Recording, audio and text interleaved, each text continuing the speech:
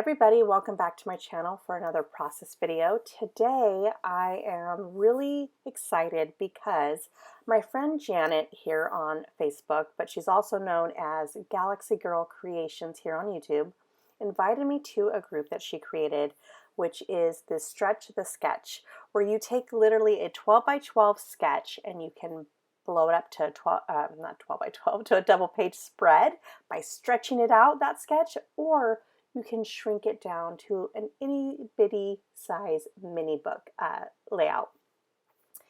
But it's all about taking that 12 by 12 sketch and not creating a 12 by 12 layout with it. So I was like, this is perfect. I already know what I need to finish.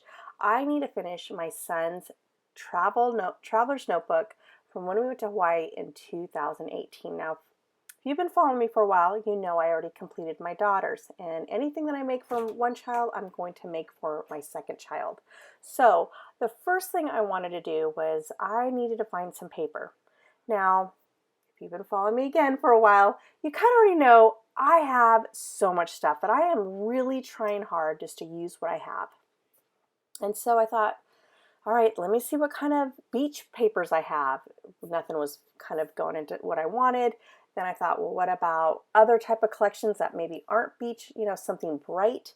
And I just really wasn't feeling anything that I, could find. So I went even deeper into my stash, and that is when I came across this 2005 basic gray called Sublime. Now, I looked through the papers, I found this beautiful, it's not a poinsettia, hibiscus flower, because we grow them in my backyard. If you came to my house, my husband, who loves tropical flowers, tropical weather, he loves Hawaii so much. My sister lives out there with her husband, who is native. Our whole entire backyard is plumeria and hibiscus flowers, so he really tries to make it all tropical. So as soon as I saw this flower, I thought it was perfect to be, to use for the background. Even though it's going to be covered up so much, you're not even going to be able to see that it was a flower, but that's okay. So I did that. I took that paper that was in the background right there, the darker gray, and I decided to stretch it all the way to the, both papers. So both sides are going to be 4 by 8. Now you do see a gap in the middle of that book.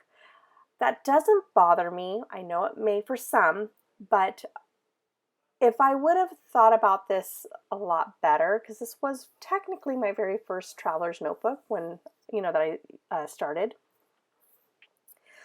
If I was planning a little bit better, it doesn't bother me that I have that white gap. And that is because eventually I'm thinking about switching this traveler's notebook along with my daughter's into the Life Crafted album by Citrus Twist. But here's a hiccup.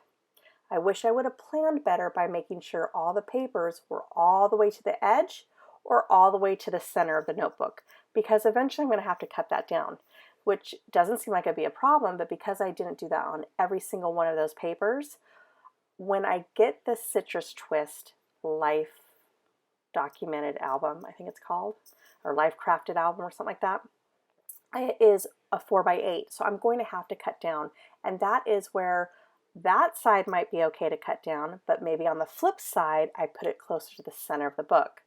Get what I'm saying? So I'm like, okay, from now on, I got to keep everything on the outer edge, and then that way I can cut the center of that book, and it's not going to matter. But I will deal with that once that comes. Maybe I won't even have a problem. Maybe everything will just happen to work out magically perfect, and I would be okay. All right, so let's get back onto the sketch now that I told you about my little hiccup. But I like to tell you things that I sometimes think about that I'm kind of like, whoa, I would have never thought about this, and share that with you guys, because I love it when YouTubers share something with me that I didn't even think about, and then that way that helps prevent that from happening to me. All right, so moving on to this sketch. Now, I love to look at a sketch, take a few things that I like, and then run with it in my own direction. So that's what I'm going to do.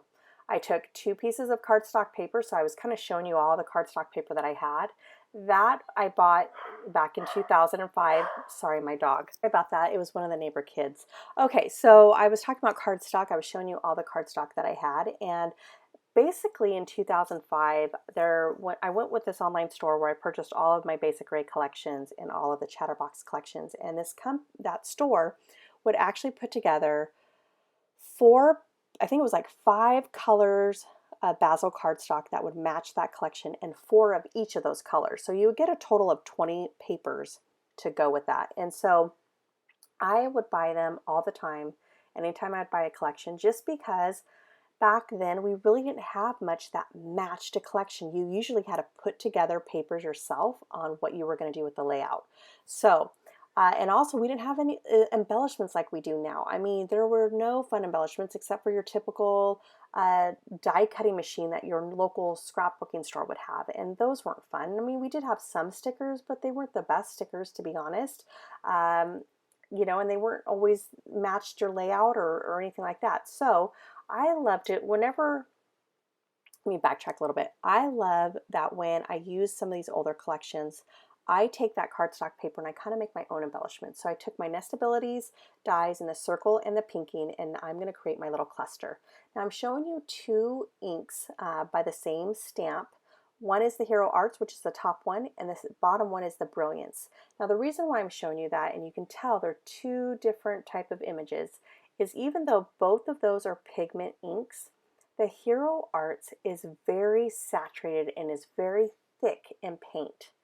And the Brilliant Art, or the Brilliance one, is also pigment, but it's not super like saturated with ink. Like, I mean, literally it almost is a little bit drier. I mean, well, actually you're going to see it here that it does come off a lot more ink, but when you actually get your image, it kind of gives it's not crisp, but it gives a chalk look to it, which I actually prefer.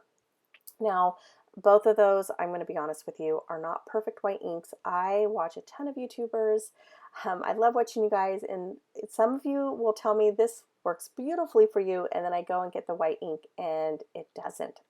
And it's not a user error. I'm telling you, it is not. It's the ink pad.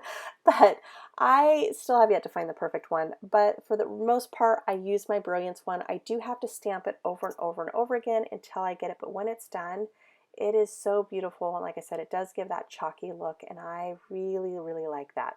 So that's what I did 4 or 5 times. And I'm using, it's called, I think, the Perfect Stamp. They no longer carry that type of stamping tool due to the patent on the Misty. And you know, unfortunately, you may be able to find it on eBay. It definitely is a lot more affordable than the Misty, but I have to say I purchased a Misty just recently, not too long ago, and it's a big difference as far as the quality. All right, so moving on, looking at that sketch, there's my circle element like the sketch, and then as you can tell, there is some fiber. There's a ribbon, it looks like some washi tape, any of those would work. You can even use strips of paper if you wanted to, even if you have the old deco scissors that had all those different fun edges, you can make your own. But I just took my washi because that's all I had, and you guys all know I used what I got. So speaking of using what I got, here I am thinking I wanted to add flowers. I grabbed these deluxe cuts because I have a little bin of all these tropical embellishments. And as you can tell, they were not the right color. So in the bag they go, and on another, you know, for another layout. But I do have this Stamping Station sticker sheet. Now, guys, that's from 2000. Do any of you still have it in your collection? This is why I don't get rid of anything, because look at how beautiful those colors of that hibiscus flower go together onto this layout. It couldn't be more perfect. This is, I mean, this is the main reason why I never throw anything out, because I know eventually one day I will use it. So I'm going to go ahead and adhere that down with my tacky glue, because I know I'm happy where everything is. So as you can see, it's starting to look more and more like the sketch, along with, you know, going off into my own direction as well. But to get the, I guess, the main part of it, you can tell where I went by the sketch a little bit. All right, so I got done with that one little cluster, and now I'm going to create the bottom. And I thought I was going to use that Basic Ray tab, but I realized that striped paper just really looked out of place and did not feel like it belonged onto this layout. So I'm going to kind of keep it going using the same type of idea like I did for the top one. I'm going to grab a smaller version of the circle and the pinking die.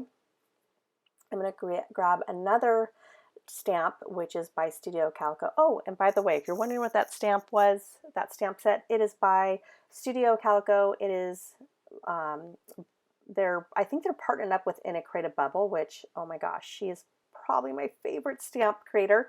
And it's called On the Road or Road. If it is out of stock, because they also have a second one by Everyday Explorer, but if any of their stamps are out of stock, and I am no way affiliated with them, I just buy a lot of my stamps from Studio Calico. All you have to do is hit that notify button, and if so many people press that button to be notified if it comes back in stock, it makes it to, like, pushes it up on the list, and they will actually bring it back. So I've done that multiple times on a lot of my stamps that were out of stock, and eventually, maybe it might take 6 months, but I believe they do it every month of like the top 10 that were requested, and they'll create them. All right, so now in that sketch, there was a little notepad, like a notebook pad that was for your journaling. And I have a die, and I just used my die, and then I ripped a piece of paper out of last month's calendar because we're already past that. It had lines on it. It was perfect. It was something that I didn't use, and I'm going to create or hold my journaling onto that. Now, if you want to do that as well, with your old monthly calendar, I would suggest not using tacky glue, but to use ATG or any type of tape runner because the paper is really thin. All right, so I really like the look of that. I'm going to go ahead and take my tacky glue and glue everything down. And then I'm going to go ahead and glue down also my little pinking circle right there. And you would think my house was lopsided. Look at that. The lid just kept rolling down. I was like, are you serious? I mean, this house is leveled. What's going on? Anyway, so I go ahead and glue that down, and then I'm going to cut off the edge of it. But you know me, I'm going to make sure every little tiny corner has glue on it to make sure that page does not fall out. All right, so that's pretty much coming to an end. I just want to thank my friend Janet for inviting me to this hop along of this Stretch the Sketch hop. It was so much fun, and I hope to do more because I love doing collaborations with people. It is just a lot of fun, and yeah, I hope you did too. Right, so if you are new to my channel and you like what you see, I do hope you consider subscribing. If you like this video, if you don't mind giving me a thumbs up, I really appreciate it. You all have a great day, and I will see you soon. Bye.